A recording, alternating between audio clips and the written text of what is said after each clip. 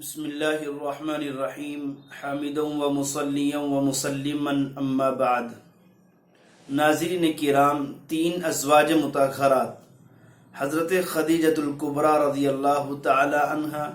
حضرت سودا بنت زمعہ رضی اللہ تعالی عنہا، حضرت عائشہ صدیقہ بنت ابوبکر صدیق رضی اللہ تعالی عنہما کی سیرت اور مختصر سے فضائل و کمالات کا تذکرہ آپ کے سامنے آ چکا ہے۔ آج تاریخ اور سیرت پیش کی جا رہی ہے ام المؤمنین حضرت حفصہ بنت عمر ابن خطاب رضی اللہ تعالی عنہما کی۔ حضرت حفصہ رضی اللہ تعالی عنہ خلیفہ دوم امیر المؤمنین حضرت عمر فاروق ابن خطاب رضی اللہ تعالی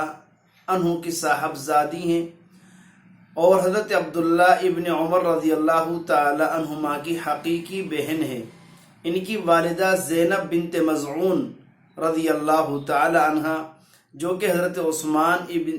عثمان ابن مظعون رضی اللہ تعالی عنہ کی حقیقی بہن ہے۔ حضرت حفصہ رضی اللہ تعالی عنہ کی ولادت بعثت نبوی سے تقریباً 5 سال قبل ہوئی۔ گویا یہ عمر میں اللہ کے رسول سے تقریباً 35 سال چھوٹی تھی۔ ہجرت سے قبل ان کا نکاح حضرت خنیس بن حذافہ نامی ایک صحابی سے ہوا تھا۔ انہوں نے مدینہ المنورہ زادہ اللہ شرفا و عظمہ کی طرف ہجرت بھی فرمائی، پھر بدر میں شریک بھی ہوئے۔ وہاں پر ان کو زخم آئے اور بعد میں ان زخموں کی تاب نہ لا کر جام شہادت نوش فرمایا۔ حضرت خنیس کی شہادت کے بعد اور ان کے انتقال کے بعد حضرت حفصہ رضی اللہ تعالیٰ عنہ کے والد گرامی حضرت عمر فاروق ابن خطاب کو بیٹی کی فکر ہوئی اور ان کے نکاح کے سلسلے میں سب سے پہلا جو سلسلہ شروع کیا حضرت عثمان ابن عفان رضی اللہ تعالی عنہ سے شروعات کی، چونکہ ان کی بیوی اور اللہ کے رسول کی بیٹی حضرت رقیہ رضی اللہ تعالی عنہ کا بھی انتقال ہو چکا تھا۔ تو عمر فاروق ابن خطاب نے حضرت عثمان کے سامنے پیشکش کی کہ آپ میری بیٹی حفصہ سے نکاح کر لیجئے۔ حضرت عثمان نے کچھ دنوں کی مہلت مانگی اور اس کے بعد انکار کر دیا۔ پھر حضرت عمر فاروق نے بیٹی کے رشتے کے لیے پیشکش کی حضرت ابوبکر صدیق رضی اللہ تعالیٰ عنہ کے سامنے۔ انہوں نے کوئی جواب نہیں دیا، خاموشی اختیار کی، جس کی وجہ سے حضرت عمر فاروق ابن خطاب تھوڑا رنجیدہ ہوئے۔ بعد میں اللہ کے رسول صلی اللہ تعالی علیہ وسلم نے اپنے نکاح کا پیغام بھیجا اور حضرت حفصہ رضی اللہ تعالی عنہا سے اللہ کے رسول نے نکاح فرما لیا۔ جب یہ نکاح ہو گیا تو سیدنا صدیق اکبر رضی اللہ تعالی عنہ نے عمر فاروق ابن خطاب سے عرض کیا کہ جب آپ نے میرے سامنے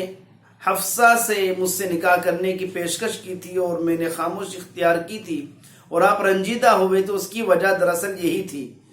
کیونکہ مجھے اللہ کے رسول کے بارے میں یہ راز معلوم ہو چکا تھا کہ آپ علیہ الصلوۃ والسلام حفصہ سے نکاح کرنے کا ارادہ رکھتے ہیں۔ اگر واقعتاً معاملہ ایسا نہ ہوتا تو میں ضرور آپ کی بیٹی حفصہ سے نکاح کر لیتا، لیکن چونکہ اللہ کے رسول اپنی خواہش کا ارادہ فرما چکے تھے، اظہار فرما چکے تھے اور وہ صرف میں ہی جانتا تھا، اس لیے میں نے اللہ کے رسول کا راز آپ کے سامنے ظاہر نہیں کیا۔ اور بعض روایت میں یہ بھی آیا ہے کہ جب حضرت عثمان نے انکار کر دیا تو اللہ کے رسول علیہ الصلوۃ والسلام کی خدمت میں عمر فاروق ابن خطاب پہنچے اور جا کر کے شکوہ کیا کہ عثمان سے میں نے بیٹی کے نکاح کی بات کی تھی لیکن انہوں نے منع کر دیا ہے۔ تو اللہ کے رسول صلی اللہ تعالی علیہ وسلم نے فرمایا تھا کہ اللہ تمہاری بیٹی حفصہ کو عثمان سے بہتر شوہر عطا فرمائے گا اور عثمان کو تمہاری بیٹی حفصہ سے بہتر بیوی عطا فرمائے گا۔ چنانچہ بعد میں اللہ کے رسول نے حضرت حفصہ سے نکاح فرما لیا اور حضرت عثمان غنی کا نکاح اللہ کے رسول کی صاحبزادی حضرت ام کلثوم رضی اللہ تعالی عنہ سے کر دیا گیا۔ حضرت حفصہ رضی اللہ تعالی عنہ یقیناً ان کی فضیلت کے لیے یہی بات کافی ہے کہ جب اللہ کے رسول صلی اللہ تعالی علیہ وسلم نے ان کو طلاق دے دی، پھر رجوع کر لیا، اور اس کی وجہ یہ تھی کہ حضرت جبرائیل علیہ السلام نے آپ سے کہا یا رسول اللہ آپ حفصہ سے رجعت کر لیں، اس لیے کہ وہ بہت روزہ رکھنے والی اور بہت نماز پڑھنے والی ہیں اور وہ جنت میں بھی آپ کی زوجہ ہوں گی۔ آپ اندازہ لگائیے کہ اللہ کے رسول نے جب کسی وجہ سے حضرت حفصہ کو طلاق دے دی تو اللہ نے نہ صرف حضرت جبرائیل کے ذریعے آپ کو رجعت کرنے کا حکم دیا، بلکہ حضرت حفصہ کی سیرت و کردار کے بارے میں یہ سند اور شہادت بھی عطا فرمائی کہ یہ دن کو کثرت سے روزہ رکھنے والی اور رات کو اللہ کی بارگاہ میں کھڑے ہو کر نمازیں پڑھتی ہیں، اور یہی نہیں بلکہ اس سے بڑی خوشخبری یہ ہے کہ جنت میں بھی ان کے لیے اللہ کے رسول صلی اللہ تعالی علیہ وسلم کی زوجیت کا شرف مقدر ہو چکا ہے۔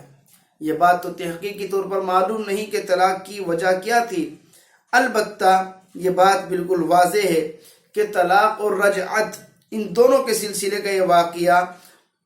جو اللہ کے رسول صلی اللہ تعالی علیہ وسلم کے گھر میں پیش آیا، اسی سے امت کو طلاق اور رجعت کا صحیح اور مسنون طریقہ عملی طور پر معلوم ہوا۔ ہو سکتا ہے اسی واقعے کے پیش آنے کی ایک حکمت اسی طریقے کی تعلیم بھی ہو تاکہ امت کو طلاق اور رجعت کا طریقہ معلوم ہو جائے۔ حضرت حفصہ رضی اللہ تعالی عنہا نے حضرت معاویہ رضی اللہ تعالیٰ عنہ کے دور خلافت میں سن 45 ہجری میں بعمر 63 سال وفات پائی۔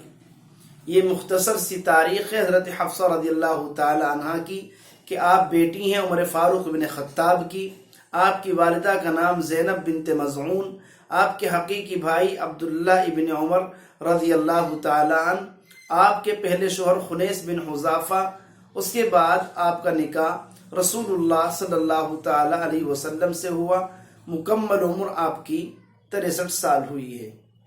اللہ تبارک و تعالی ہم سبھی کو تمام ازواج مطہرات کی سیرت اور ان کی تاریخ کو جاننے کی، دوسروں تک پہنچانے کی توفیق نصیب فرمائے۔ آپ حضرات سے بھی گزارش ہے کہ کار خیر سمجھ کر ثواب کی نیت سے ان تمام اسباق کو اور ان تمام ازواج مطہرات کے ان فضائل و مناقب کو دوسروں تک پہنچانے کی کوشش کرتے رہیں، انشاءاللہ اجر عظیم کے حقدار ہوں گے۔ اللہ ہم سبھی کی اس کاوش کو، محنت کو بخشش کا ذریعہ بنائے، آمین۔ وما علینا الا البلاغ المبین۔